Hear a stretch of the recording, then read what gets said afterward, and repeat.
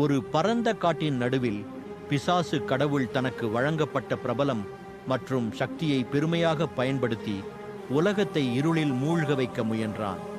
அவன் குரல் இடிமுழக்கம் போல மனிதர்களின் மனதில் பயத்தை விதைத்தது.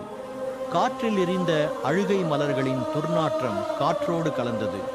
அந்த நேரம் சிவன் தனது தியானத்தில் இருந்தார்.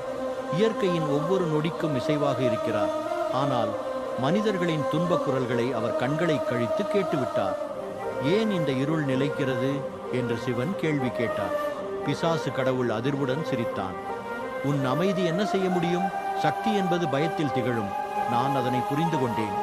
சிவன் சிறிது நேரம் அமைதியாக இருந்தார். பிறகு மென்மையாக சொன்னார், சக்தி என்பது பயத்தில் இல்லை, அது நம்பிக்கையிலும் கருணையிலும் உள்ளது. அதை உணர முயற்சி செய். பிசாசு கடவுள் சிரித்தபடி சொன்னான், நீ என்னை மாற்ற முடியாது. மாற்றம் அவன் உள்வாங்கும் போதுதான் நிகழும் என்ற சிவனின் வார்த்தைகள் காற்றில் மிதந்தன. அந்த வார்த்தைகள் பிசாசு கடவுளின் உள்ளத்தை துளைத்தன. அவன் சிந்திக்க ஆரம்பித்தான். ஒவ்வொரு நாளும் அவன் இருள் அல்லாமல் ஒளியை தேட ஆரம்பித்தான். நாள் சென்றபோது பிசாசு கடவுளின் சித்தம் மாறியது. அவன் சிவனிடம் வந்து மண்டியிட்டான்.